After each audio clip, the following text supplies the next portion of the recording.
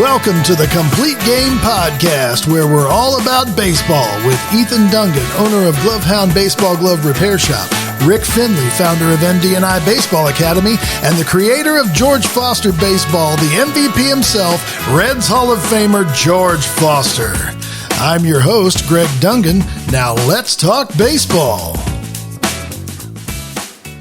All right, welcome to episode, I don't know what episode is this, episode 8? Yes. Welcome to episode 8. We're going to talk about gear today, equipment.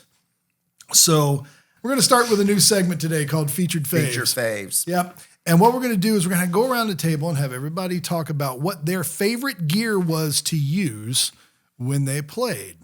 And so we'll talk about mainly 4 categories, because basically in baseball, you've got your bat, your glove, your footwear, and then whatever accessories. And accessories can be extra clothing that you like to wear, or can be protective stuff, batting gear, like batting gloves, sliding mitts, whatever it is.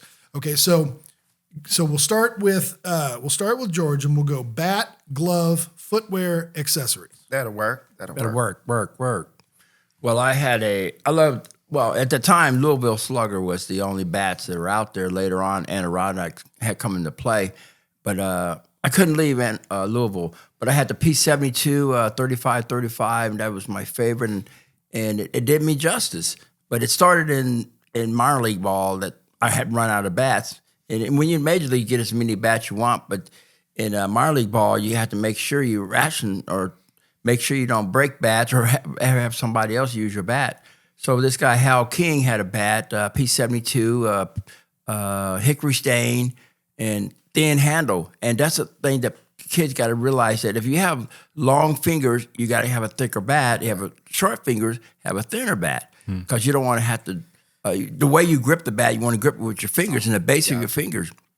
So that P72 had the thin handle because I have short fingers, and it was just right for me. So after I left the minor leagues, Indianapolis, come back to the major leagues, I kept using it because I thought I had to have a P72 hickory stain. Then from then on, it became known that I had a black bat, and people wondered why you had a black bat. And so then outfielders were saying that we couldn't see the bat go through the hitting zone at night. I said, it doesn't really matter. The ball's going to be out of the ballpark anyway. So the P72 become the bat that I used. There was one game, though. I was with the Mets at the time. We played against the Astros. Some way the bat order, either they were shipped it to the wrong place or the order didn't go in, and I had to use an ash color bat. But it's a P72, and I went 5 for 5 with that bat. So now I'm thinking, should I go with the ash color bat or go back to the hickory stain? I was in a dilemma. I said, well, since I've been 5 for 5, I'm perfect with that bat. I think I'll just put it on the shelf and use it, have it like a souvenir. So, yeah, that was a dilemma at the time. Everybody said, you went 5 for 5. You should keep using that bat. I said, I don't know. My P72 may be a little jealous. So what about the glove? Oh, the glove, McGregor. It was made of kangaroo skin, and I liked it because you could stretch it beyond regulation. I don't know what length that we should have had, but we can stretch it. And on the inside of it, you see it would tear. But Willie Mays, I got it from Willie Mays, Bobby Bonds. Those guys always used the McGregor glove with the kangaroo skin. So I love that glove because I could stretch it, and then having a great pocket. So when you get a glove that you have a great pocket, and it's going to help you have a longer reach. And with that glove, you have a longer reach, and balls that you may have not caught before, you're able to catch it. But having that pocket form right there, because I always have 2 gloves, one for the game, one for practice. But don't mess with my gamer. Just like with the bat, don't mess with my gamer. Pitchers are like, go out there and take batting practice. Oh, let me see, I can hit a home run with this bat. But when they see me coming, you're in trouble. So McGregor was the one. There you go. Okay. What about footwear? Oh, footwear. With the Reds, you cannot. Your shoes are always black. I mean, no matter what company. So we didn't really get any endorsements because you couldn't tell it was Adidas or Nike or what, because the stripes are always painted black. But I love the Adidas shoes. They were nice and light, and because guys like Griffey and Morgan, they can run fast anyway. So I don't want to have a shoe that's heavy, going to weigh me down. So I love the Adidas shoe. It fit well to my foot. You got to make sure it doesn't hurt your feet, and that it's very important with the footwear, because if it doesn't fit your foot, you're gonna have your feet's gonna be hurting. You're not gonna be able to run or move about as well. And once again, I have 2 pair, one for the game, one for practice. When the gamers start to get older, I would break in another pair. Gradually, you want to make sure you break them in on time and not wear a new pair of shoes that game, because you're going to pay for it. But with the AstroTurf, with it being so hot, you want to have the rubberized bottom, not the spikes, because when you use the spikes, you're going to see the print mark of that spike on the bottom of your foot on a hot day. So that was what I'd love to wear. Cool. And then, well, we've already talked about the fact that you were not a regular batting glove guy, but were there any accessories that you like to use on a regular basis? The only thing that it was more of a strategy. The accessory, I would tape my wrist, and it was more of a strategy because now the pitcher think that my wrists are hurt, and so what they're going to do, they try to throw me inside, and that's where I want it. So, just use use psychology, knowing that, okay, he's going to throw me outside before. I said, no, I don't want it outside. So I tape my wrist and making sure that now I'm going to encourage him to throw inside. So taping my wrist made a big difference. And maybe that one at bat may have made a big difference. But the guy on the mound thinking that, okay, they think they're going to be slick, but I'm already ahead of the game. So the taping of my wrist made a big difference. And I guess the other main one, when it's sunny outside, wearing sunglasses. Yeah. A lot of guys think they can see the ball out of the sun, but sunglasses are very important. And sometimes just wearing the sunglasses out there, you look cool. Yeah. All right, Ethan, what about you? All right, so we'll start with bat. And this is kind of a funny one because my favorite bat of all time is not even my own bat. I have one high school home run in my whole career, and I hit it with my best friend's bat. For whatever reason, I had been practicing with his. I don't remember if I had forgotten mine or what had happened, but he let me use his bat, and it was his brother's bat before him, so it was a hand-me-down, and it was nothing special. I believe it was the Louisville Slugger Omaha. I think it was about 31 inches, which was really shorter than I was used to, but for whatever reason, on that cold weeknight game in the Mason Sports Complex, I took a pitch that was way too high and inside. I put it over the fence, and at the time I was a PO, and they were just letting me hit. So that was kind of an iconic bat in my career. So it will always have a special place in my heart, even though it was not a super fancy or special bat at the time. That is so nice. And then as an honorable mention here, I do have my favorite wood bat of all time. This was my first maple bat. That is pretty. I had been using ash up until I finally got this one, and the sound is just different. I love the way maple sounds, and this is a Louisville Slugger Prime C271. So it was just the maple one at Dick's, and unfortunately, it's gone on to a better place. Oh broken, yeah, but yeah, that was my first maple bat. That was really cool. For glove, I brought my 44 that I gamed in high school. And the reason I chose this glove was because this was the first glove that really, really got me into gloves. This was one I had saved up for and used my own money to buy. I got it customized exactly how I wanted it. And I took really, really, really good care of this. It did not ride in the bag. It rode up in the front seat with me on the way to games. It had its own little bag. I took Don't amazing. Tell me you slept with it. Not all the time. No, yes. But this was my favorite glove that I ever used. As far as footwear goes, I picked the cleats that I wore my sophomore year. They were the Nike Trout 4s. Mike Trout? Zoom Trout 4s, Yep. yeah, Mike Whoa. Trout.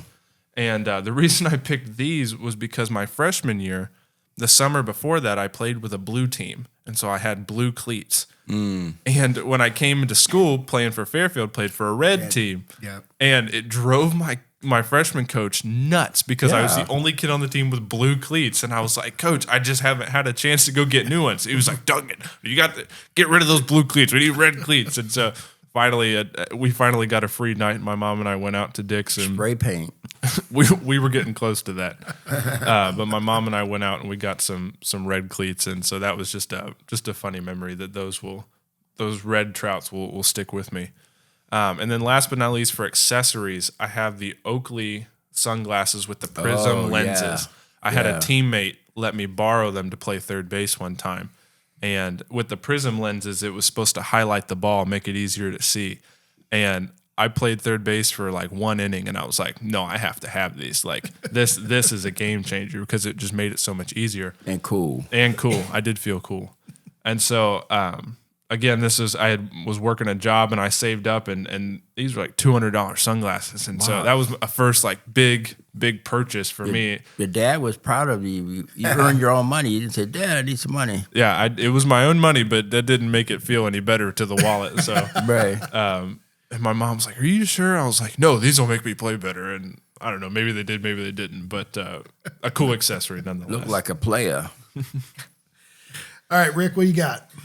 Well, Make it short. high school, from the youth, high school, we pretty much used each other's bat pretty much. So we would use a Easton aluminum bat, which was the silver and green bat. Oh, the green Yeah. one. The green Easton. Iconic, yeah. Yes, the iconic bat, or the black bat with the yellow writing on it. Yeah. It had a white or yellow writing on that. So we would use that bat. And that was the first bats that Easton came out with back in the early 80s. Wood, we would use Louisville Slugger. And so those are the bats that we use. And those, again, I think Easton brought back that silver and green bat about a couple years ago. Glove-wise, Spalding. Spalding go. gloves, man. They were a little bigger and stuff, but again, Spalding or McGregor was one of our gloves that we used. And as far as footwear, a lot of the guys in our neighborhood and a team use spot built. Yeah, that's going way back. I know. Or pony. Pony, yeah. We used pony. And with the spot built, Soft man, leather. There was all white cleats, so you could like take a marker and whatever color your team was, you could color the colors in, you know. And as far as accessories, were really didn't use any accessories except for some guys used to have a golf glove for a batting glove, might use one hand. So as far as equipment was concerned, I don't think from our neighborhood and guys that did play high school, we kind of shared a little bit of Right. the equipment and passed it down to Get each other expensive. and stuff. Yeah, so that was it. Because I don't think I know I didn't buy any. Now, when we moved on to playing semi-pro and everything like that, it seems like there was several bats. So again, never used a bat, but a Louisville Slugger was a nice bat. And we had Jimmy Parker, was Dave Parker's brother. He was on our team. He played 1 year, and I learned a lot from Jimmy. And so he had I believe he had a Louisville Slugger. I know there were plenty of them, and you know, whatever bat was available, you kind of used it and went with that. That's it. Cool. Well, I retired from baseball about the same year that George did. So I didn't play very long, just right up to high school. So I didn't really have. I had a couple of preferred things. As far as gloves go, it was whatever we could find that was affordable that we could get our hands on. Sometimes it'd be a hand-me-down. I had an uncle who was 8 years older than me, so sometimes he would have some gear he would hand down. I had a catcher's mitt that we found at a local sporting goods store that was a brand. Actually, Ethan found that it actually was a brand. I didn't know what it was forever. Yeah, but I can't even remember what it was off the top of my head, but I had to do some digging because it wasn't like a nationwide brand. It must have been some sort of local. it was whatever they had at Gold Circle, man. That's what I'm Hutch? telling you. Was it Hutch? No, not even. Not even. Not even. Kmart. So it was, So that was my favorite glove I ever had. But you know what? That glove was all leather, and it made it all the Right. way to me, and I used it for, at least Quality. 3 or 4 years. So I loved that glove. As far as bats go, the first home run I ever hit, I hit with it was, well, of course, everything back then was this sort of silver aluminum, kind of looked like a fence post with paint on it. Yes. And so this one was Real Bombat. You remember Bombat? Yes. Okay. Yes, I so remember there was a Bombat. La guy, Bamba. There was a guy on the team had a Bombat, and so I managed to get one. I don't know where it was, but I had one that had blue paint on it, and it was a high one I happened to get my hands on. I didn't even know it went over the fence until I passed second base, and I was trucking. I mean, I was just hustling as far as I could go. Right. And the second baseman was like, "Slow down, dude, it went over." I was like, I didn't even know that. So when they gave me the ball back, it had a big blue spot on it, and I thought that was the coolest thing in the world. So that was my thing. I had my One of those blue ball bat. torpedo bats like the Yankees are using. Yeah. So, and then as far as cleats go, it was whatever we could find. So I'm sure I probably had a pair of, you remember Brooks? Yeah. Yeah. Brooks had, Wow. yeah. So I probably had a pair of those. And then as far as accessories go, I was a catcher. So it was just whatever, usually the team had gear and you would use whatever the team had. At that point in time. And so, really, I didn't have a whole lot of preference. Now, when I became an adult and I decided I want to buy a glove for myself, I decided I was going to go with Rawlings. And so Good brand. I bought a fastback Okay. at Dick's Sporting Goods or wherever we were, and I found it. And so I have the one with the basket weave that every person has. It has Ken Griffey Jr. signed on the inside of it. And that's the funny thing, because Ken Griffey Jr. did not use a basket web because he was an outfitter. That's a Yes. pitcher's web. But, Yes. but Rawlings would put, it was just kind of the same fastback basket web, and they would just put a different signature in it. So, and that's probably the most common glove I get from dads to work on. And so I've seen Robin Yount and Ozzie Smith, and just a dozen different names in the same glove, Yes. but just to get their well, name and on it was big enough to hold a softball, so Yeah. you could play softball with Right. it if you wanted to, Right. and that's why I bought it. Interchangeable. Yeah. Yeah, I bought it to play softball Yeah. with. So anyway, that was what. But my very, very first glove, someone had given it to me, and they had it. You could tell that it had been used a lot, so it was like it had scuff marks on it. So what I did, I actually got red paint and I painted it. So from then on, I started using things that are red. I think that was a coming of playing with the reds. There you go. But I cherished that glove. I didn't have a glove at the time, and someone said, "Hey, you want this?" I said, "Sure." Went home and painted it. Looked brand new. Yeah, Wow. Ethan got a painted glove one time in the shop, didn't you? Yeah. Was that gold glove? It was gold. I had a guy come to me. He came to me straight out of prison. He had just gotten out like a couple of days before, and he brings me this glove, and it's a black baseball glove spray painted gold.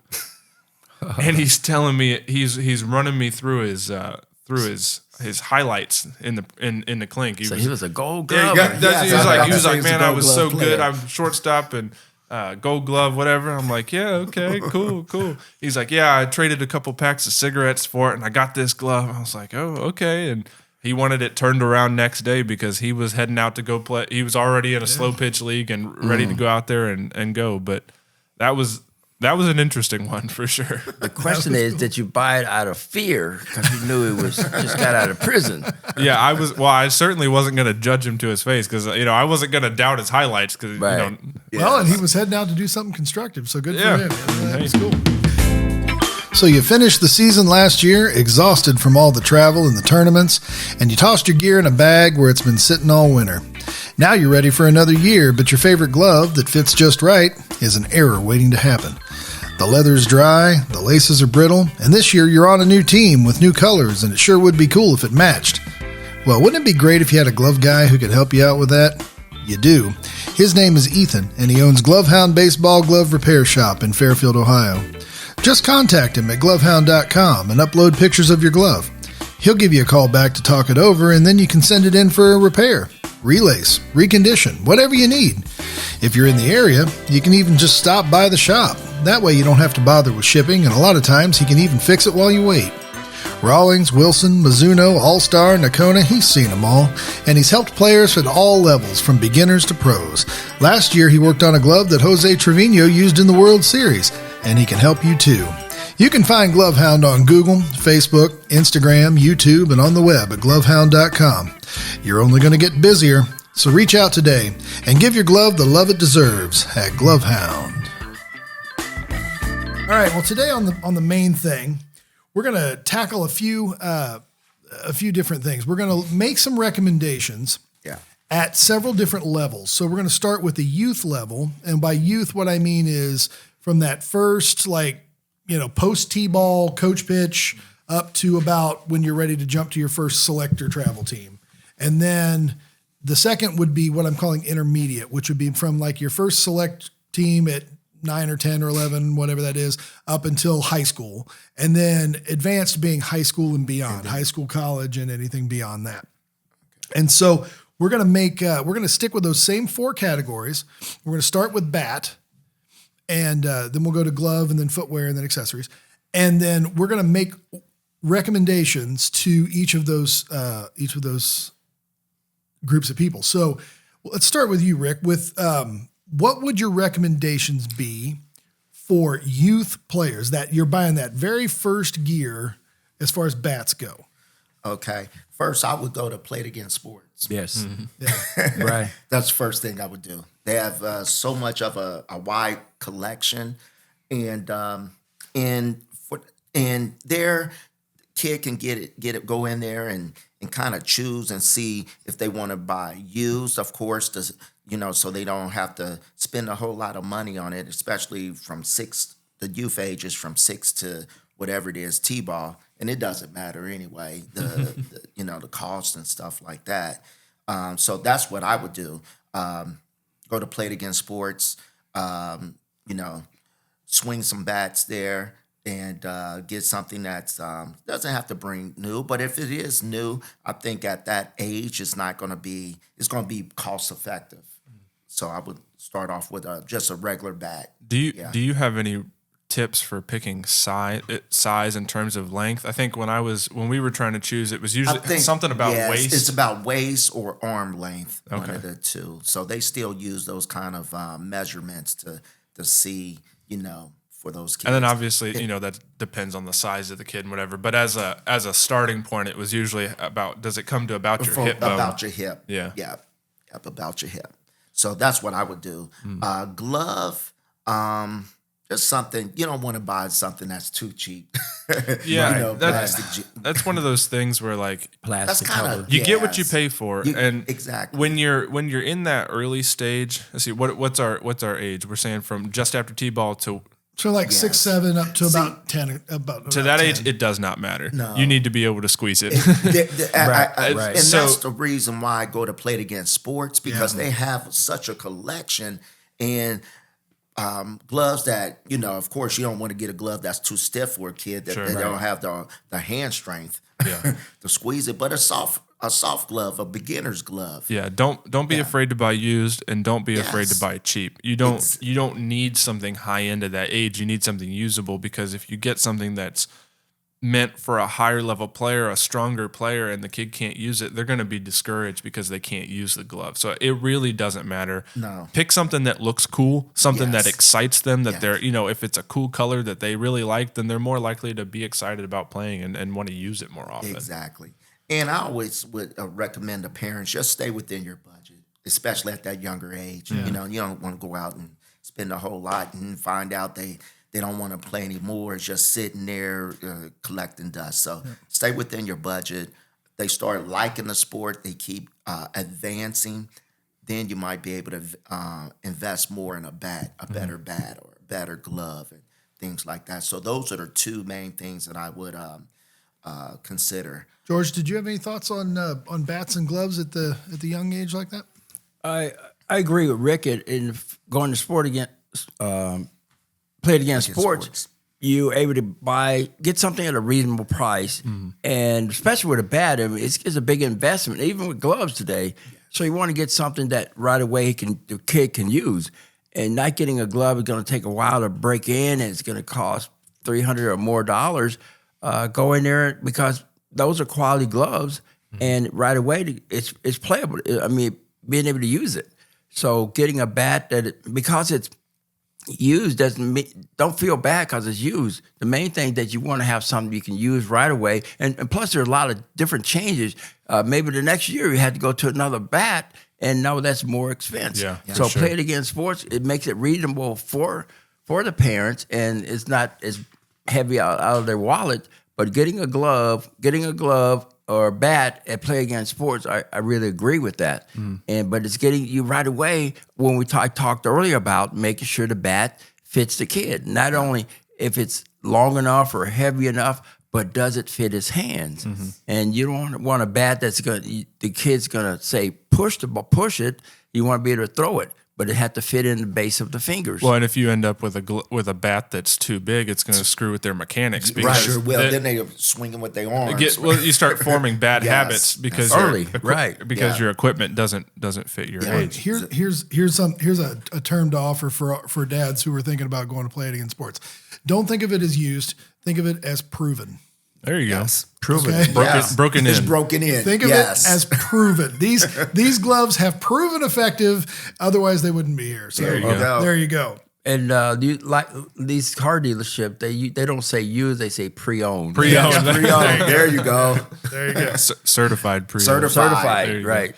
All right. So what, Ethan? What are some of the more affordable youth gloves you've seen? You've seen some youth gloves come through that are expensive for being a youth glove, as opposed to some that might be a little more affordable. Yeah, for this really, really early age, I'm not opposed to going to a big box store. Go to Meijer or Walmart or and it's okay to do that. I would try to stay under $100 for sure. For that beginning stage, when we get to the next one, I think you're going to have to break that $100 mark. But stay under $100. But there, with Wilson, the higher the number after the A, the higher quality it is. So you can be looking for something in the A400, A500, and there you go. They have A400, 450, 500, 550, and the basic rule is the higher the number. It doesn't necessarily mean better in terms of performance. It means higher quality materials being used, but you don't necessarily need that super high level material for the young kid. So I like that. Rawlings has some really great ones. A really popular one I'm seeing, I think it's the Pro Light Select Pro Light, I think is what it is.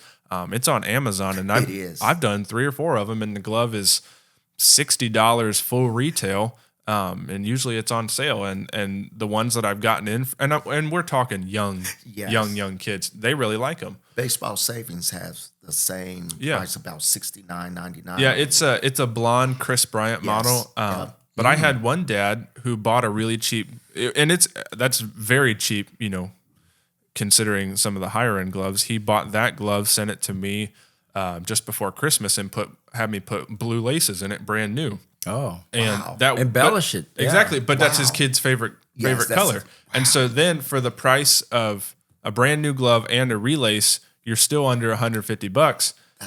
And he's got a glove that he's really excited about using. So that was a cool. And his laces are guaranteed now. Well, yeah, guaranteed. And I'll mention this as well. Obviously, cheaper gloves use cheaper materials, and that's okay because it's meant for the beginner player. But I've also done a lot of gloves. Usually it's about A500, A550s, where the kid is getting up into that next tier, but they really like the glove, and we put new laces in it. Yes. Because the laces are going to be the first thing that breaks. And so I've been able to extend the life of a lot of these cheaper gloves by putting high quality laces in it, and they'll get multiple more years out of it because of that. Dr. Ethan. The way that I met George was he brought me one of these cheaper gloves that the kid really liked, but we were able to extend the life of it, and now that kid's still using that glove. But that makes sense. The laces are the ones that going to have that lot of wear and tear. So being able to reinforce that. Yeah. But I like what Greg was saying is something that's affordable, and also something that you can use, and it's not just the look. A lot of them get it just for the look, but a ball has not hit in that glove yet. But getting something that's affordable and that is usable, and not looking at the fact that it's certified pre-owned. You don't have to have a brand new piece of equipment. I know you want to go out there and show your teammates, or you don't want them teasing you that you got something used.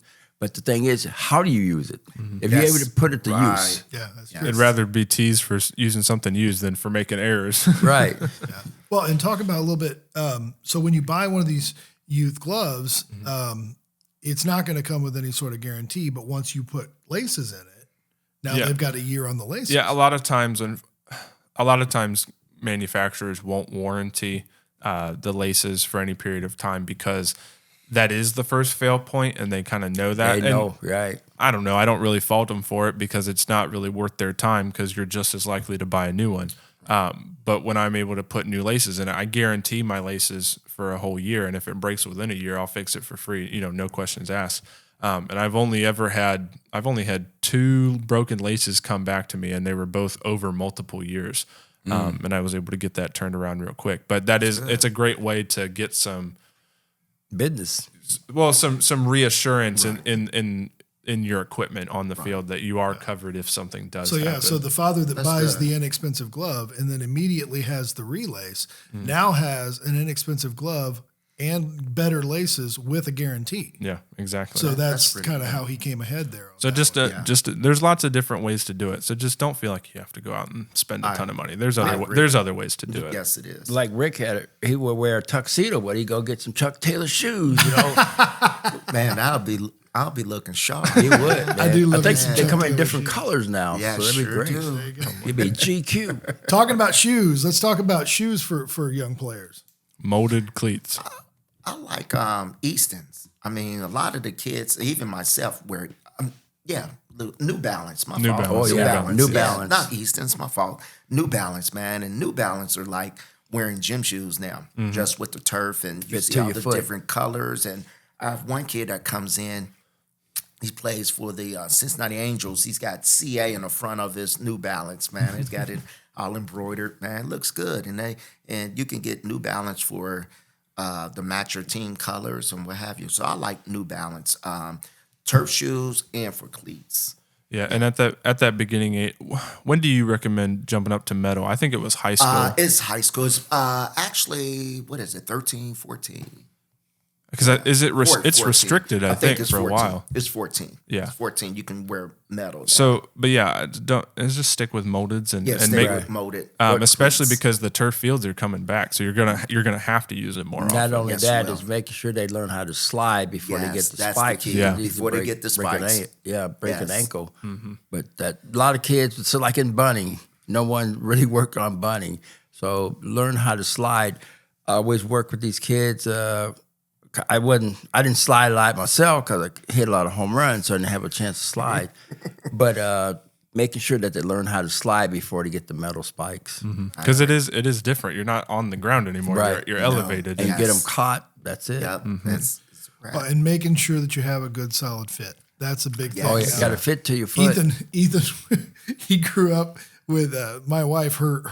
Her grandfather was the 3rd generation owner of a shoe store in Indiana. So shoes are a big deal in their family, and so Leslie is the standard of does this shoe fit you, and it benefited us well. My thing was always I wanted it tight around the top of my foot, but loose where my toes were. Because if you constrict your toes, then it skinnies up the base of your foot. So being able to move your toes and spread them out gives you a stronger foundation. So I agree.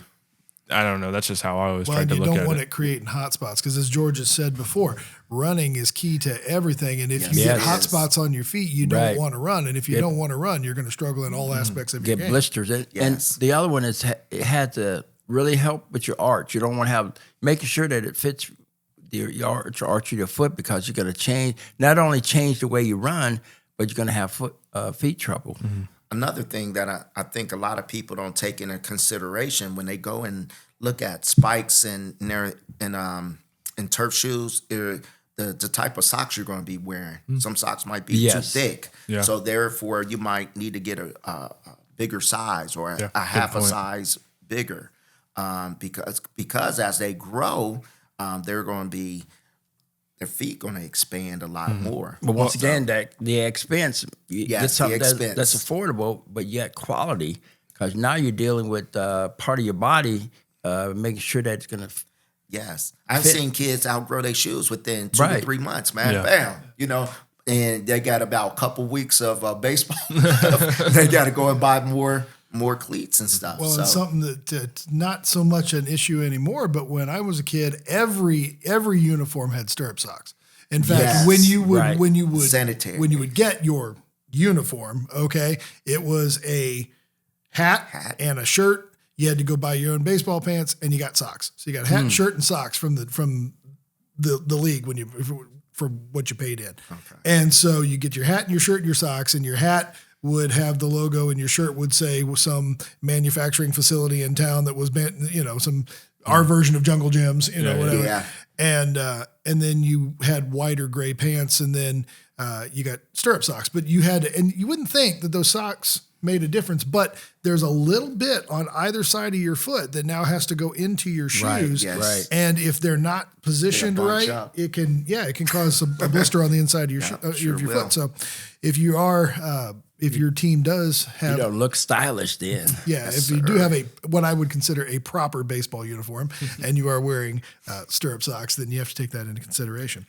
Okay, so let's talk about intermediate players. So now you're ready to go to that first select team. You're 10 to 12 years old, and I think you went when you were 10 or 11. 7th grade was my first year, so however old I was then. 12. Okay, 12, 13 maybe. Yeah. So you're getting ready to go to select, and now we're gonna play more tournaments. We're gonna play more, intense game situations, things like this. So how does our recommendation change for those kids? So when it comes to bats, well, actually, I want to defer to you on bats, Rick, because you'll be more familiar. But now is when rules are starting to change with the different weights. Yes. So do you have recommendations Yes, on I do. which weights to hit? Yeah, I would 13 start getting into a drop 5. I have some kids even at 12 going into a drop 5. They say by 14. Now, rules are different. Some parts of the country, since they use wood, like down south, Georgia, Florida, a lot of those kids at 13 are using a drop 3 versus up here, they're using a drop 5. So in tournaments in Georgia at 12, they use a drop 5 versus up here, they're using a drop 8. Okay. So, and the reason why the difference, because they use wood a lot down there, and wood develops that strong wrist strength and start getting you a little stronger. So they use wood so much. So now they challenge the kids to hit with a heavier bat now. Okay. So Let me ask you something real quick. yes. Would you explain the drop system Right. real quick, just in case we have parents who don't okay, so necessarily drop. understand? So say for instance, you have a 30 drop 3. That means that you have a 27-ounce bat. So a 30-inch bat. The and length. You add a drop. Yes, that's length. Drop 3 is the weight of the bat. Then, so that's 27 ounce. You Okay. take Okay. yes. Okay. So a 30 drop 5 would be a 25 ounce at yes. 30 inches long. Okay. Exactly. And so that's what that is. That's education.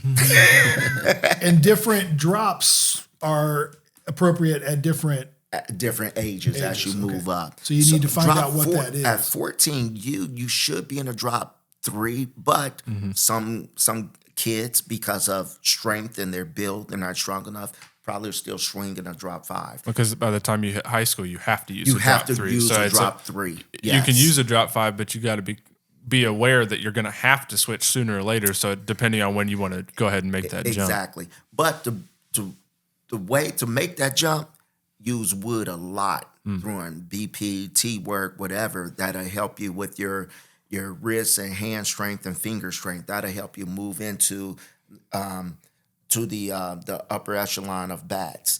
And I always tell people that's a cheat code right there, because when you do that, it's almost like swinging a wiffle ball bat, because their hands and stuff and got faster and got stronger, and they'll be able to adjust. Had a kid the other day, is a big kid, man. He plays for a 12U team, and I was doing evaluation of the team. Again, he's about your size. He was swinging a drop 10. Oh my land. I was like, man, no wonder you're struggling. Yeah. And the bat is too light for you, man. I was like, and a heavy bat is you'll hit the ball harder and farther if you use a heavier bat. So don't be scared. Don't jump ahead. Get ahead of yourself, but don't be scared of going up in size. Experiment. Yeah, experiment. And again, I always recommend parents out there, you listening, go to Play It Again Sports, try a bat at a pre-owned, certified bat before you go and spend the $300 to $400 on a bat that they need to keep for a couple years. Mm-hmm. Go that route first and test it out, keep it for a while, and then go to the next option. The biggest investment it would be the shoes. You got, like I say, we got to take care of your feet. Yes, but sir. Don't be. You can buy new shoes, but going to the bat or the glove, you don't have to get. You get it pre-owned, and then if you have a teammate, you be able to share it with the bat, because that's a big expense. Yes. And the main thing is having something, like I said earlier before, that you can use and that's affordable. But you don't have to go out there and make that big expense buying a glove or buying a bat. As you get older, because it's something that's going to be consistent. They can use, like in high school, you're going to use that same size consistently. Yes. But when it's going to fluctuate as much, that's a lot of money. In a way, you're throwing away, because it may only last a year or 2 years. So Play It Again Sports. We keep plugging in Play It Again Sports. We're not sponsored by Play It Again Sports either.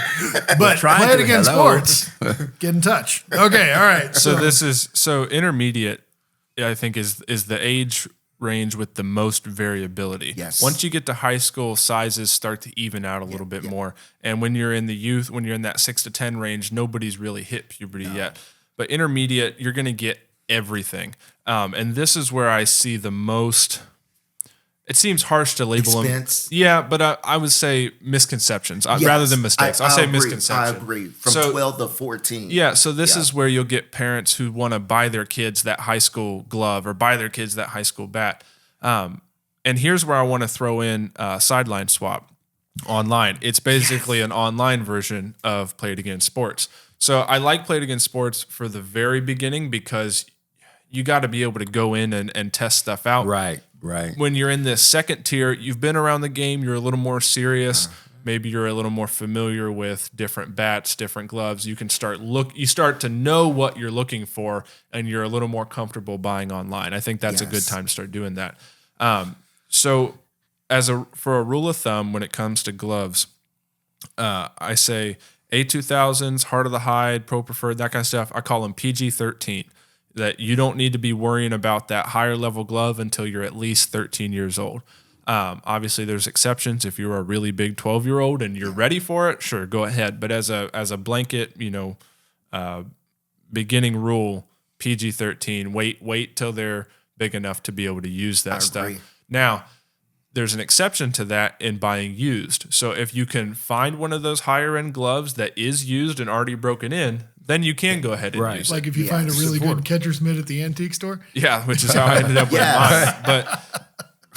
But at the same time, don't be afraid to keep using the glove you have been, or don't be afraid to buy another cheaper glove, because I deal with a lot of kids that haven't hit that puberty yet, and they're still really small. So keep buying something that they can use. Don't feel like you have to jump because your teammate did. Right. If he's a foot taller than you, let him be like him. Exactly. You're a different player. So you have to pay attention to your player and their needs rather than trying to fit them to what everyone else is doing. I agree. So that was something I really like Sideline Swap, because it's an opportunity to get those higher level stuff, those higher level gloves, higher level bats at a much cheaper price. And a lot of times, maybe you'll run into something where somebody did spend the money on a new one and they don't like it and they're trying to get their money back out of it. You can really Clean up there. clean up on that. And then the other thing I'll mention, shout out 2 YouTube channels. One is the Baseball Bat Bros. Yeah. They test all the metal bats. Yep, they do.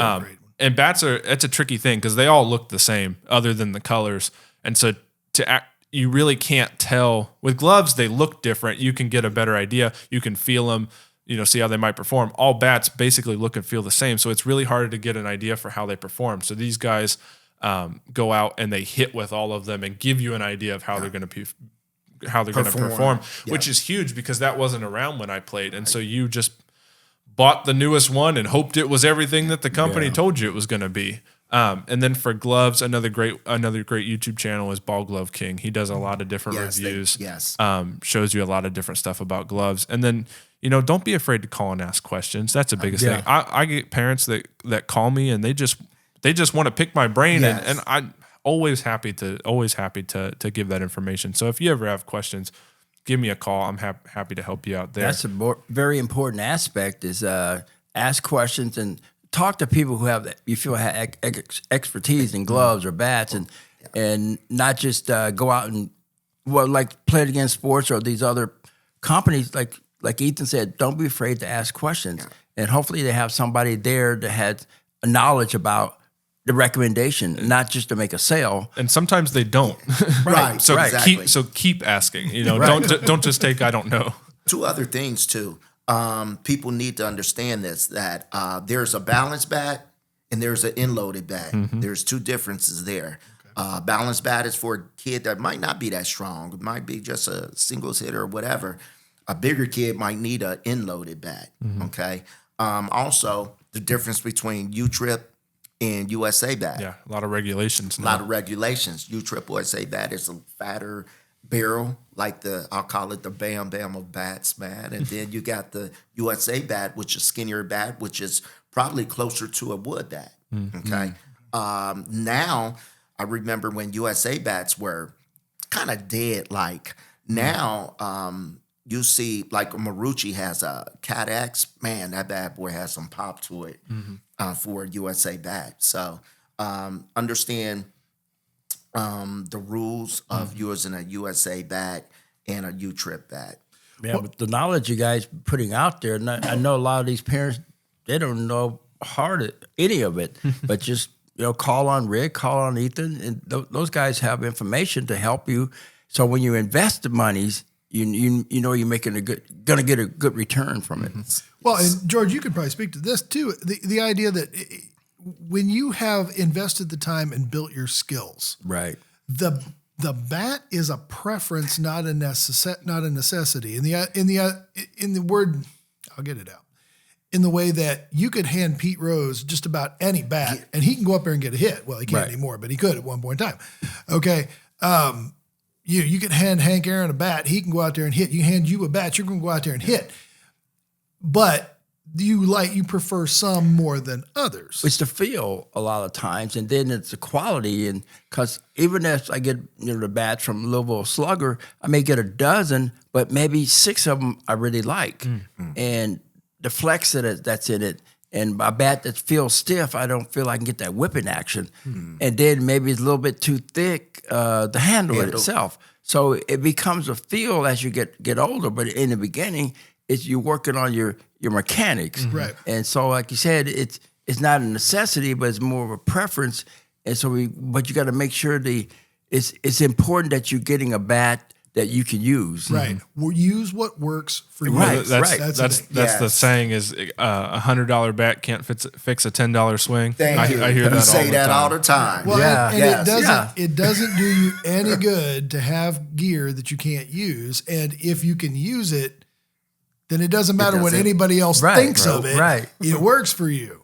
Yes. So, One more thing I want to touch on in gloves in this age range is this is when you're going to start picking based on position. Yes. So in 6 to 10, it doesn't really matter because you probably haven't picked and you're not sticking with a specific position one glove, anyway. You can play any exactly. position So with that one glove. Don't get something too small. Don't get something too big. I wouldn't go bigger than 12 and a quarter. Yes. 12 and a quarter if they're playing a lot of outfield maybe. But that's kind of the general area I'd like to stick.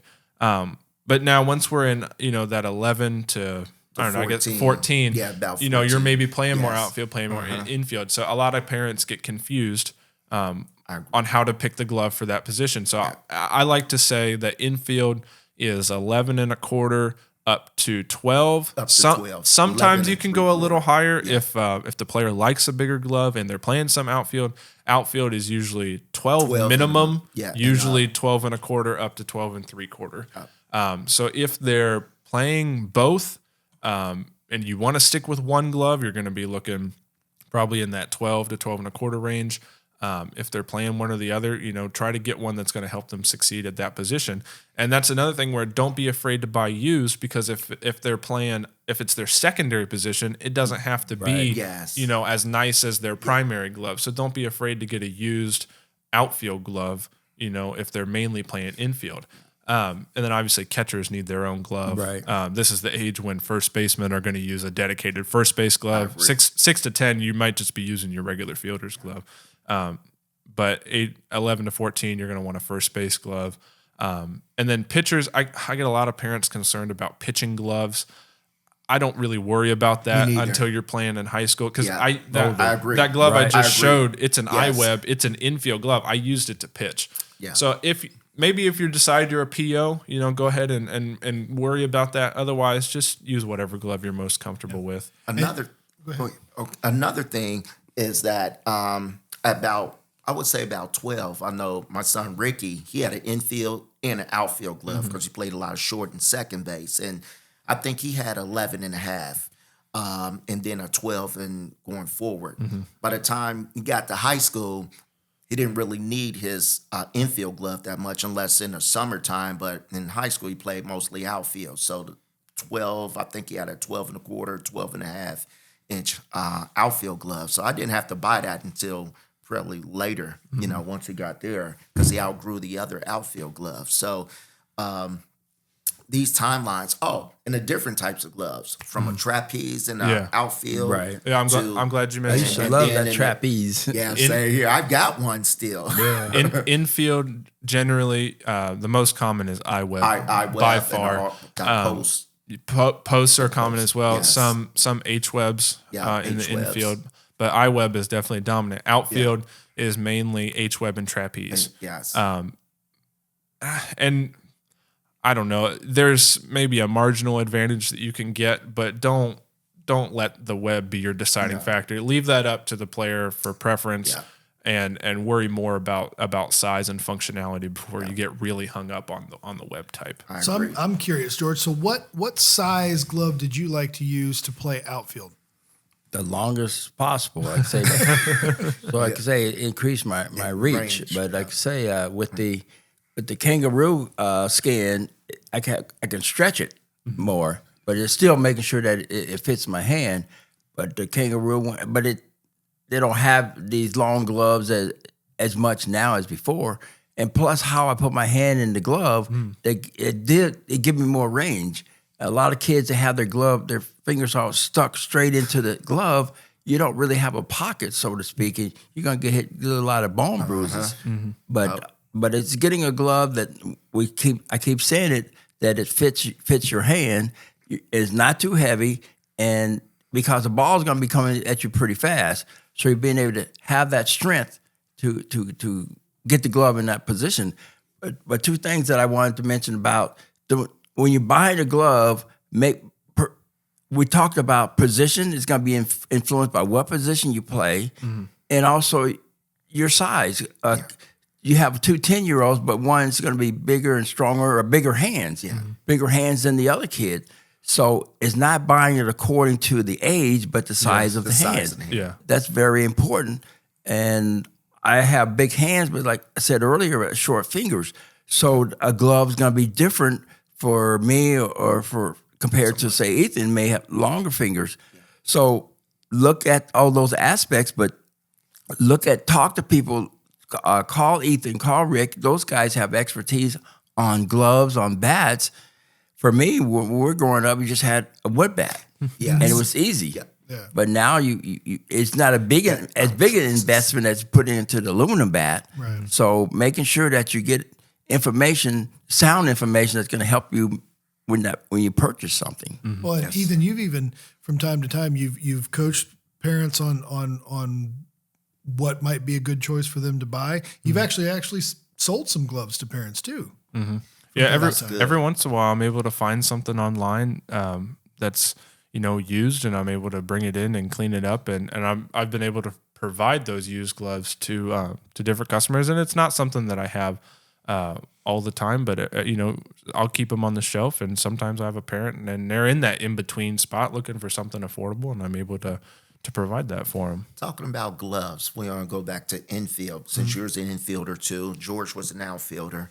I played infield when I was 12 years old. I played shortstop. How many games at first base in the base big did you one? play? I think I was a Gold Glover at first base. I think I played 3 or 4 games there.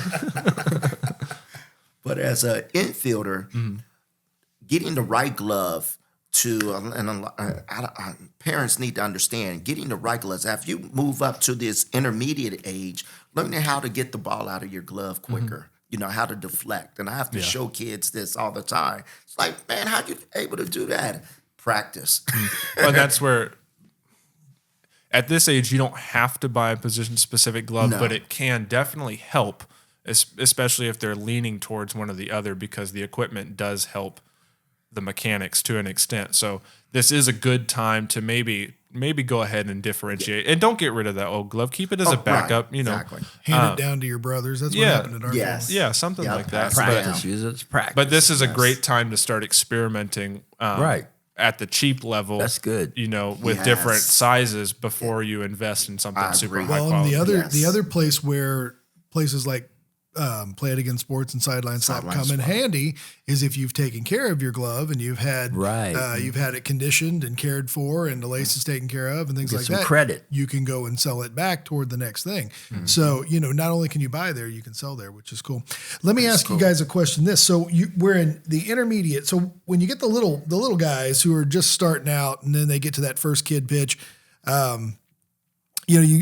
when you first have a catcher. Really, who's like participating. Okay, so like that. Now, when I was a kid, the team had gear, and the team would also have a mitt, and the kid would use it. But at some point in time, you got to buy a catcher's mitt if you're really going to say, "Hey, I want to be a catcher." When do you do that? That's a specialized mitt. When do you decide, "Hey, I need to buy a catcher's mitt"? I would say when it starts hurting to use your the regular glove. I would say in coach pitch it doesn't really matter because the catcher's not really a part of the game. They're just sitting there and waiting to go bat and switch out with somebody else. But once you're in kid pitch and you're going to be catching, I think that's a good time for it. The thing to keep in mind with catcher's mitts though is that brand new, even a cheap glove is going to be hard to use for a while. So it takes a long time. It takes time, and be careful trying to speed that up because you're gonna shortcuts are shortcuts for a reason. So I'm a big advocate for taking the long way to break one of those in. But catcher's mitts specifically are a great opportunity to buy used. I had a guy come in not long ago and he had bought a glove off a Sideline Swap. It had somebody else's name on the back of it. And he was like, it's not his main position, but we needed something easy to use. And it's been here for a few years. And I ended up relacing it, and he was going to continue to use it for a while. But catcher's mitts are a great time to buy used so that somebody else did that work for you. Well, and the one good catcher's mitt that you had, we found at the local antique mall. This was interesting. I was making leather goods at the time, selling some stuff at the antique mall. And we were walking through there one day, and there was one little booth, and they just had big, buckets on the ground with just full of baseball gloves. Okay. And I thought, well, let's just kind of go through here. It was sitting right on top. Oh, is that what it was? I remember. I was like, what are the odds of that? And to this day, going back to that antique mall, I've never found anything that nice. But it was good, and funny enough, I ended up putting a leather pad in that later in my career myself because it started to hurt. But it was a good. Was it Rawlings? Yeah. Yeah. And he brought it to me. I said, hey, this is a good one. So I bought it for, I don't know, dirt cheap there. Right. And he went to his next lesson at Rick's, and Rick's was like, "Hey, this is the same glove I got. This is cool." Yeah, that's what I remember. Actually, I found one, Right. and Ethan relaced my catcher's mitt for me. Yeah, I remember that. That's outstanding. But you never know. Yeah, you never know. Garage sales, you know, Right. you And never know where you're going to find them. even Facebook Marketplace is a good place to look. I will say,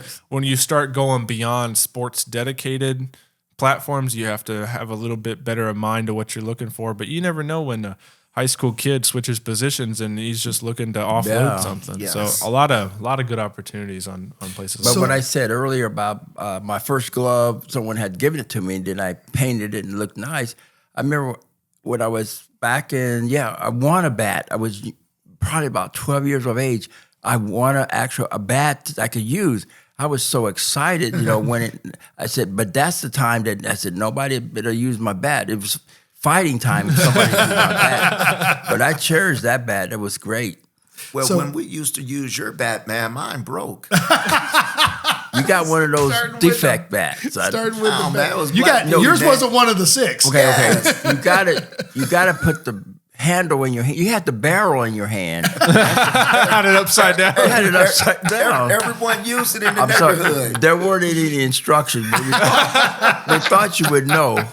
All right, let me wrap this up real quick. I want you guys to talk real quickly about before we move to the advanced players. Okay. I want you to talk quickly about the dangers of break-in shortcuts, steaming, Yeah. putting it in oil, run it over with the car, Yeah, all this there's, kind of stuff. Come on, give us some sanity here. If you're questioning if it makes sense, it probably doesn't. So I'll just run it through the common sense meter first. Okay. Dick's has a steamer, and a lot of times they'll pitch that, and you can get it for free if you buy the glove or whatever. Not a big fan of that. It's just really, really, really intense on that glove, and I've seen a lot of gloves shrink, or with gloves with dyed laces. The colors can run. Sometimes it can make it too floppy. So I'm not a huge fan of that. If you know what you're doing, it can be okay. But a lot of times the people at Dick's don't. They're not that They're experienced. not glove Right. specialists. They're Yes. the guy that works in the glove department. Right. The hot water method, you got to be careful. You got to know what you're doing for that. Yeah, so they see Aso do it online, Yeah. and then they think, "Oh, okay, that guy has been breaking in gloves forever." Yeah, you got to be careful with that kind of stuff. So seek professional help if Yeah. that's something you want to do. Right. There are a lot of guys. A big thing right now is the hydraulic presses. Those are okay. To me, it tends to give lots of little creases instead of stretching. So I don't know. Those haven't been around long enough to really see the long-term effects. At Glovehound, I actually don't offer a full break-in service just because it's something that's so specialized to each player. Yeah. And I'm a different size, different shape, with different habits than the player with their glove. So, that's not something I offer. But if anybody ever has questions, I'm always happy to have them in the shop, point them in the right direction. And my goal is to educate them so that they can do it themselves. Because if you put that time in and get it set exactly how you want it, it's more personal and you have a better connection to the equipment. So a lot of people look at the break-in as a burden, but look at it as an opportunity to learn your equipment. And it's going to, what do you say? Further, it's gonna further your skills. It's gonna and this is another thing. it's gonna Yes. elevate your skills. That's This is another thing that is generational in our family because like my dad would help us break it in. He was bigger and stronger than us, and my dad has really strong hands, and he would help us break our glove in a little bit, but then he would kind of get it so you could basically use it, and then it was our job to go out and play with it and get it broke in, and so breaking in your glove was. The way it was explained to me is your responsibility as a player. This is, you're going to play. This is your personal equipment. You need to break it in. And so we would go out and we would put the time in and we would play catch with it until we couldn't stand anymore. And we would, throw till your arm falls off, and we would go out there and just play and play and play. And then we would oil it, put the ball in it, wrap it up, put the ace bandage on it, keep it so it was, every night. Get it out the next day, go out there, keep it soft. And that was something that was explained to me. This is your responsibility. This is your equipment. And so this is how I explained it to Ethan. I was okay, all right, we'll get it started. I'll sit here and bang bang a ball into it for a while for you so you can get it moving. And then I'm going to hand it to you. And then it's up to you. You got to go do it. Well, and I'll say my first 44 that I had, I was impatient with it. And the break-in was terrible on that thing. And then my dog ended up getting a hold of it, and I wasn't really torn up about it because I didn't like the way it broke in. So I was happy to get this next one. Good way to get a new one. Yeah, I was like, But two things that Ethan had hit on: get professional help as far as expertise and knowledge about it, and the other one is specialty. You got to if you're a golfer, you want to go. You get the clubs fitted to your swing, right? Yeah. So now, when a kid is catching a ball, you got to see how he's catching the ball. Yeah, very much because so. you don't want to change how you break it in. You want to have it the same way how he's catching the ball. Well, and that's Good point. That's part of my, kind of. That's why I don't necessarily agree with a break-in service, right? Because I talk to a lot of parents who are like, oh, well, I want to have it broken in. I'm like, yeah, but they're going to do it in a generic, apply to everybody kind of way. It's not specialized to the player. Right. So, when you're breaking it in, it might seem silly, but think about your hand in the glove. Think about how it closes. Think about how you want to receive the ball. That stuff matters, and it can make a difference. Thought of it. You got to get the mold of the kid's hand. Absolutely. And then you break it in. They would say cowboys would soak their feet in water in their boots and then wear them around, and then it would mold to. So water molding in leather is a very, very common practice. That's how you get. That's how you get. Wow. That's how you get it to form to a knife or a wallet or adhere. Exactly. So to take that scale down. You don't have to submerge it in water, but as your hand is in that glove and it heats up and it sweats, the glove will start to form to your hand. And there's something to that. Don't overlook that because you're impatient. It's important. Yeah. Okay, so let's talk about advanced gear. So George, when do you start thinking about all right, now I'm these are tools of the trade. Right. Now. These are You start to specialize. yeah. So probably a high school. Yeah. Because that's a time high school and of course summer ball, but then you start putting more investment into a bat or a glove along with the shoes, and of course the bat itself is going to cost more. The glove's going to, but still making sure with that glove you can get a new bat, new shoes, but now with the glove, it's still making sure that it's going to fit the kid's hand, and then finding out what position he's going to play on a regular basis. Yeah. But the kid, like you said earlier, it's important for them to go out and practice to break it in the way where they're catching the ball and according to their hand. We're talking about molding so that now you knowing how your hand is fitting into the glove. So it makes a big difference. So I would say around high school, that's when you're really serious about playing the game. Yeah. That's when you start putting more, not only investment money-wise, but investing in time. So what about things like at this point in time, you might be driving a car for the first time and you're going to have your gear in your car. Talk about how we keep our gear organized and in good shape. Now with the bat, especially with the bat and then the glove, do not leave them in your car, especially when it's cold. When it's cold. Or when it's super hot. Super hot. So it's going to change, especially with that bat. It's going to change. The glove, not so much, but still being able to take it. You're going in the house because it's nice and comfortable. So take your equipment into the house. Yeah, absolutely. Forgot we didn't hit on. What's that? The types of bats, composite Oh, versus yeah, go ahead. metal. Yeah, jump in. Because if you're using a composite bat when it's below zero, a lot of people do not understand that you spend a lot of money on that a composite bat. Once you leave it in the car and it gets hot and everything starts warming up, the bat will expand and then the cracks will start forming in the bat. So that's where you have to send them back and weakens and it cracks and everything. Versus a metal bat won't do that. You can use it in the cold and things like that. Yeah, and up here in Ohio, those first few games, maybe you're starting in March. Snow on the field. They could be cold. So that is something, maybe down south, they don't have to worry about that as much, but we do have to pay attention to that up here. What about, so I know that in some colleges, they will have deals with companies where gear is provided, like maybe guys get a glove when they're in college. Then also like in the pros, I don't know how that works. George, how does that, when do you reach a level where you're playing and all of a sudden now they're saying we're providing you gear, and then what part do you play in picking that gear, or how does that work? Once you sign a professional contract, you get, say, a free, or the bats are free, and you may get a glove, but it's limited compared to when you get to the major league level. Because with the major league level, now you're going specifically for a certain company, but when you first sign, it's just the team itself. Okay. So whatever the equipment that the team is using, that's what you were able to get. But they provide you with bats, limited amount of bats, but you don't have to buy the bats. And then with the glove itself, they have companies that will come in, Rawlings or with Adidas, they would come in. Well, I wouldn't say Adidas, but Rawlings, Malsey, and Wilson.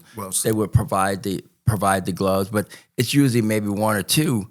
But as you get to the higher level, it's multiple, as many as you want. Because I had seen guys with at least 20 pair of shoes in their locker, just on display though. They don't use them; they're on display. Because I remember, I knew I was coaching and I was instructor with the Reds organization, and I knew that they were only using Nike.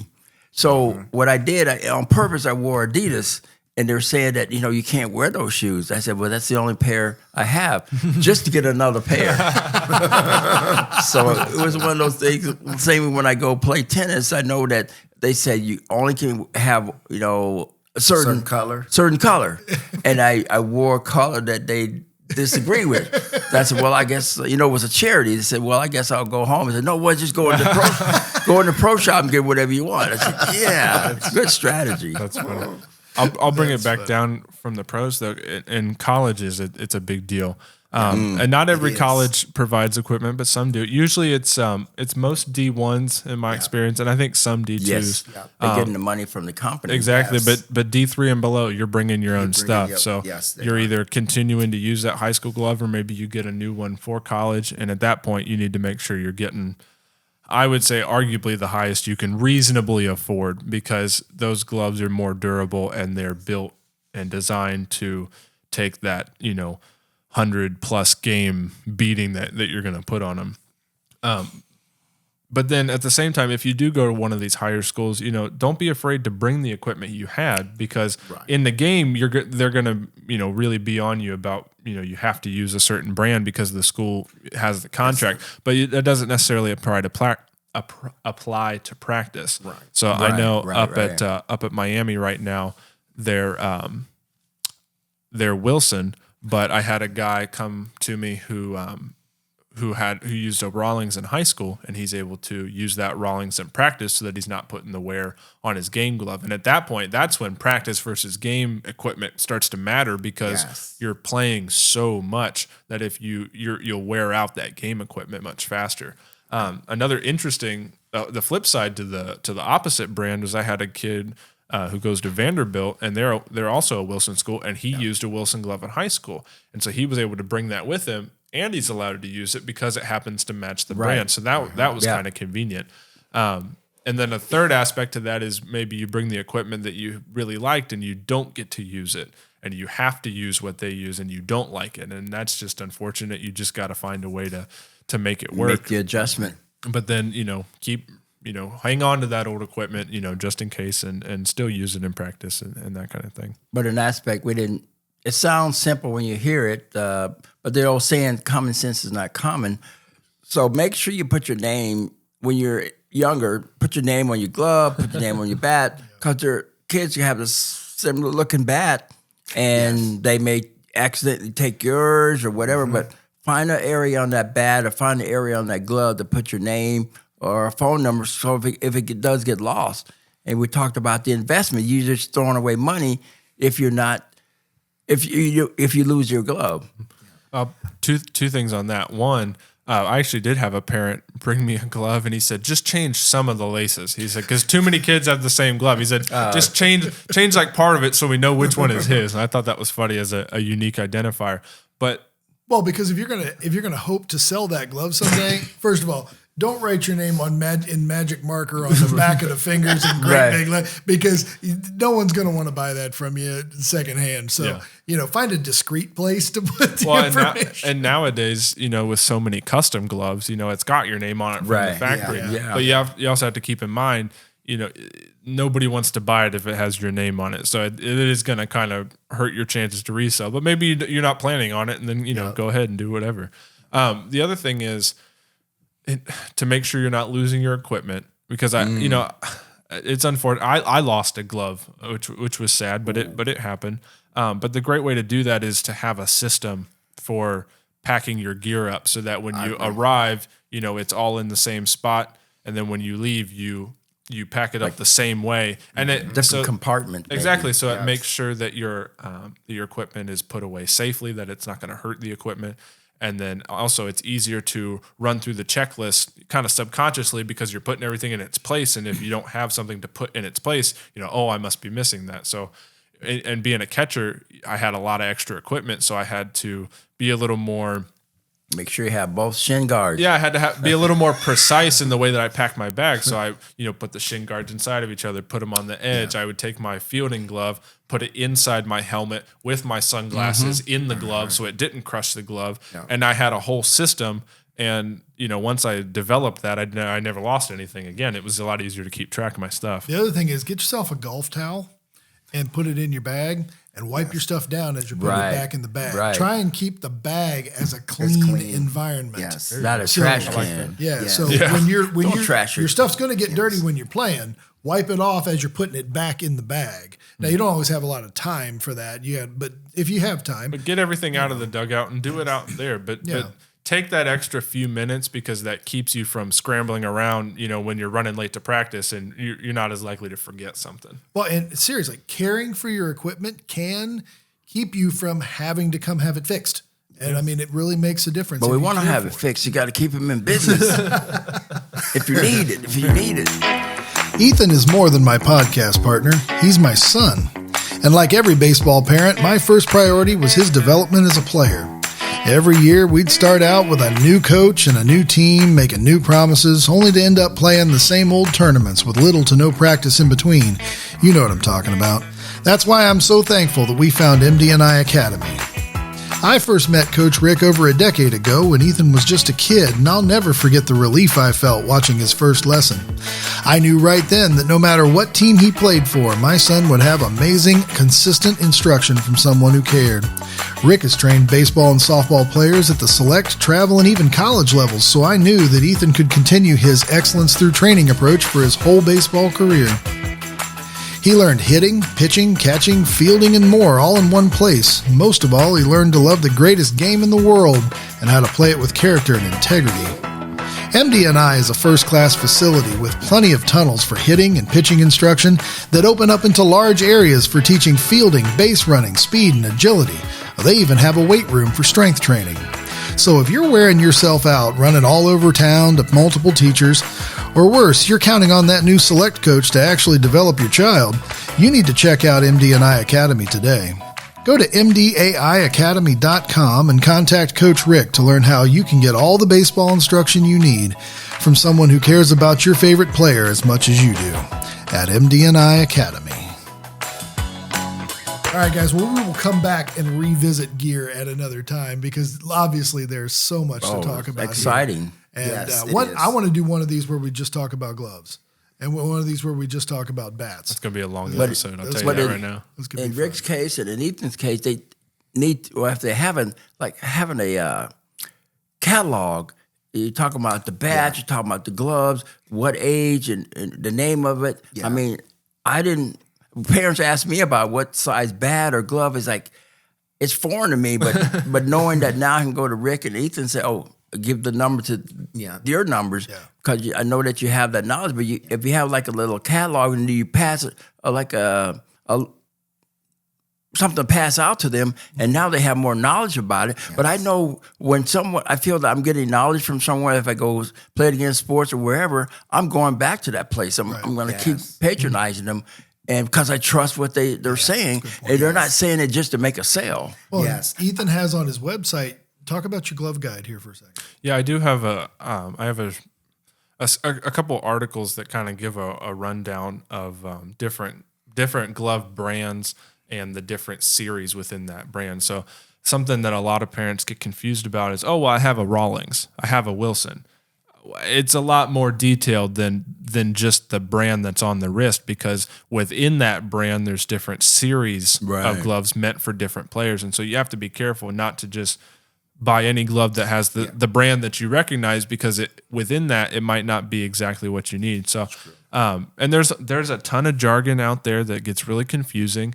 And there's a lot of stuff that is meant to sound factual and descriptive, but it's really a trademark. Yes. So just a quick one, and I'm going to have to pick on Wilson here. You know, their A2000s and A2Ks, they're made of pro stock leather. Right. That's a trademark term. That's not an actual industry thing. And so people say, "Oh, pro stock, pro." Yes. It must Yeah, be. like if you go to like a saddle company or a place that makes briefcases or something, and say, "I want pro stock leather," they're going to look at you like you got two heads. Yeah, and so that's something that's become, you know, it seems like it's marketing, and don't be angry at it. I don't blame Wilson for it. Exactly. Yeah, But it works. But just try to understand it and do your research. So right now I only have Rawlings, Wilson, and I think Mizuno on there. I need to not yet. It's just those three. Because I was doing that in my off time, and then I got too busy, and you know, people keep sending me gloves or something. You know, so hopefully I'll be able to increase that at some point. Okay. But yeah, ask questions. And understand that it's a big industry, and you know, your money. You don't have to know everything. True. All right. Well, we're going to move on to our final segment here called "Who's the Hero." We did this last week, and we had a whole lot of fun with it. I won. Yeah, George is the reigning champion of "Who's the Hero." I'm the goat. So here we're going to try. I'm going to describe players. I picked 5 players who had interesting relationships with gear, and these the spans the biggest part of 2 centuries. There's some in every era. One of them is even still playing now. So, so we've got a good bunch of folks, but we're gonna try and figure out. These guys are gonna try and guess who I'm talking about. So, number 1, this player used a 12.5-inch glove because he thought that a larger glove would help him catch more balls coming up the middle. Ozzie Smith. It must have worked because he won 18 gold gloves, the most of any player at any position. Is it Cal? It's not Ripken. No. Cal. 18. 18 I need another gloves. The most of any. Roberta. No. The most. Mostly known. guess It's the Jeter. most gold gloves of any player at any position. Brooks Derek Jeter. Robinson. Nope. No. He was mostly known for his time with the Atlanta Braves. He played in the MLB from 1986 to 2008. Atlanta Braves. Not Terry Pendleton. No. Not Terry Pendleton. Up the middle. Who was that short? Blouser. No. Shoot. Oh, this is Lemke. great. I love this. I feel so bad for not knowing this. Wow. All right, are you ready? Atlanta Braves. What? Bob Horner. No. No, Third not base. Bob He was Horner. not. Third base. He was not an infield position player. Oh. Dale Murphy. Oh, was it Andrew? No. Yeah, Jones? Andrew Jones. No. Not a. He was not a- Greg Maddox. There you go. At the middle. Pitcher. Yes, That's pitcher. a trick Pitcher. question. Yes. That's a good one. Yes. That's a good one. I got that. Yes. There you go. So Good. That's a Ethan got good it. one. I didn't. Wow, I thought you guys man. had nailed that one. No. I was thinking shortstop, second base. All right, we're gonna go way back for this one. Okay. Man, I feel bad. This okay, you ready? This Hall of Fame player was the first to receive endorsement money for a baseball product manufactured with his name on it, ever. He signed a contract in 1905 while he was playing for the Pittsburgh Pirates. Oh, Honus Wagner? 1905. Honus Wagner. Oh. Now you got. I think he saw the answer. You got to let me give you this story. This is what was great. that? 1905. So he Shaving played for the Louisville Eclipse, before he played for the Pirates. And he played with Bud Hillerich of Hillerich and Bradsby. The bat company. So here's the whole story. Let me run this down for you. J.F. Hillerich opened his woodworking shop in Louisville in 1855. And during the 1880s, Hillerich hired his 17-year-old son, John Bud Hillerich. Okay, the company legend has it that Bud, who played baseball himself, slipped away from work one afternoon in 1884 to watch Louisville's major league team, the Louisville Eclipse. The team's star, Pete Louisville Slugger Browning, mired in a hitting slump, broke his bat, and Bud invited Browning back to his father's shop to handcraft a new bat to his specifications. Browning accepted the offer and got 3 hits to break out of his slump with the new bat the first day he used it. Browning told his teammates, which began a surge of professional ball players to the Hillerich Woodworking Company. Very interesting. This story has been challenged by alternate versions that sometimes it wasn't maybe that guy, it was a guy named Arlie Latham or a guy named Gus Waring. But either way, this is what happened. So then J.F. Hillerich was uninterested in making bats. His dad didn't want to make any bats. Okay. And so he saw the company future in stair railings, porch columns, and swinging butter churns. Okay. But for a brief time in the 1880s, he turned away ball players. But Bud saw the potential in producing baseball bats, and the elder Hillerich eventually relented to his son. Hillerich and Bradsby was the company that bat used by Babe Ruth in the 1927 game, exhibited at the Babe Ruth or at the Louisville Slugger Museum. So the bats were sold under the name Falls City Slugger until Bud Hillerich took over his father's company in 1894. And the name Louisville Slugger was registered as with the U.S. Patent Office. And in 1905, Honus Wagner signed a deal with the company, becoming likely the first American athlete to endorse an item of sporting equipment. That's great history there. I would love to say I knew that, but it just said Pirates, and it was the earliest pirate I could think of. Wow. All right, number 3. According to Bleacher Report, a Bleacher Report article from 2018, this player, who currently plays in the National League, is said to have had a habit of using a 36-inch, 47-ounce bat in the practice cage before. Bryce Harper. Yeah. Before Easy. games. Yeah, that was. Oh, Easton's on fire. You never seen that video? No. Oh, Bryce, man, when he was, that was like early Nationals days.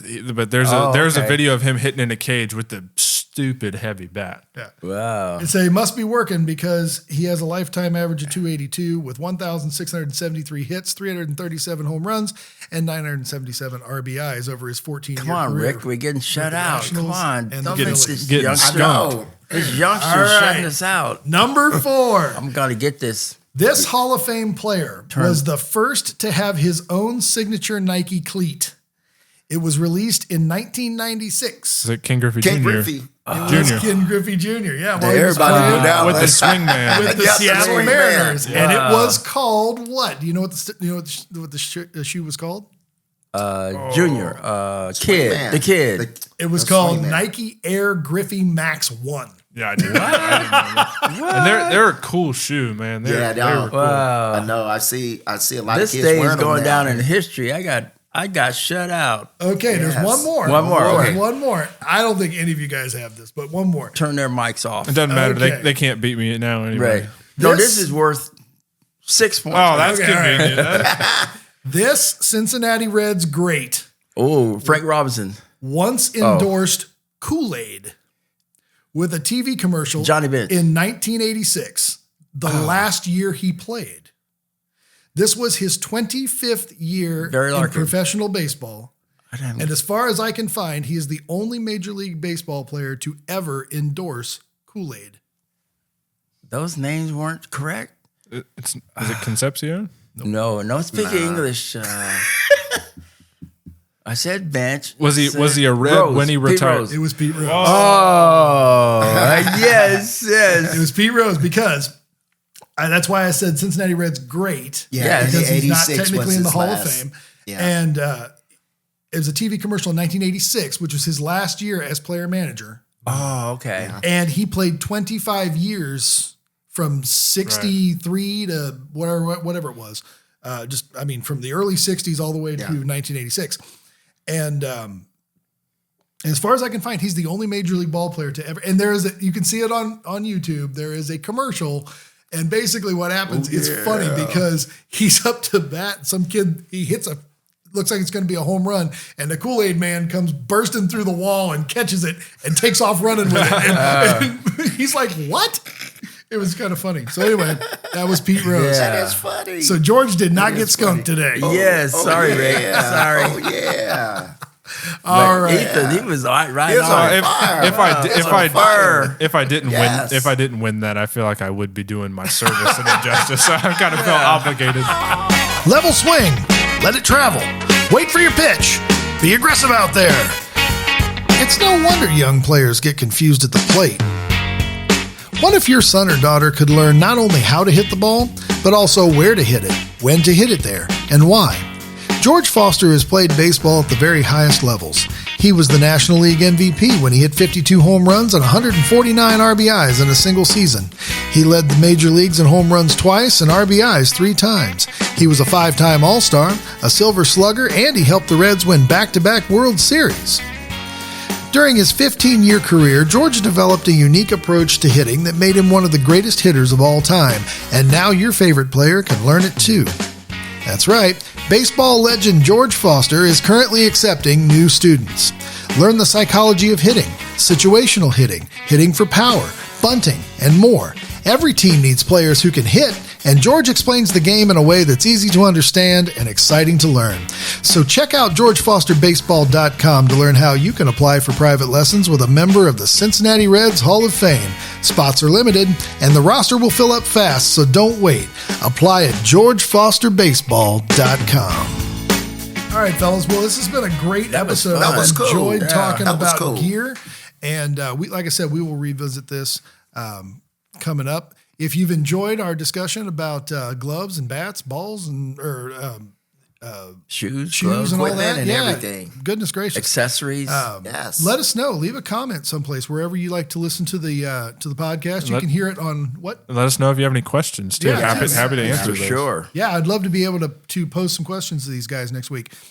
So you can listen to us anywhere that you listen to podcasts, Apple Music, Amazon, Spotify, iHeartRadio. You can also find us on CompleteGamePodcast.com and also on Facebook And YouTube.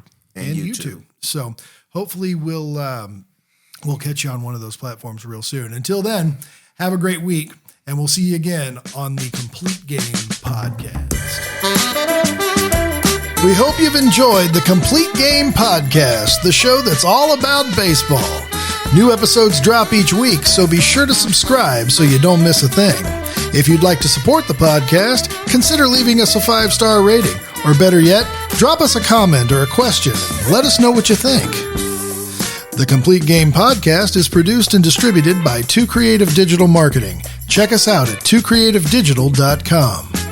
On behalf of Ethan, Coach Rick, and the Silver Slugger George Foster, I'm Greg Dungan saying have a great week, and we'll see you real soon.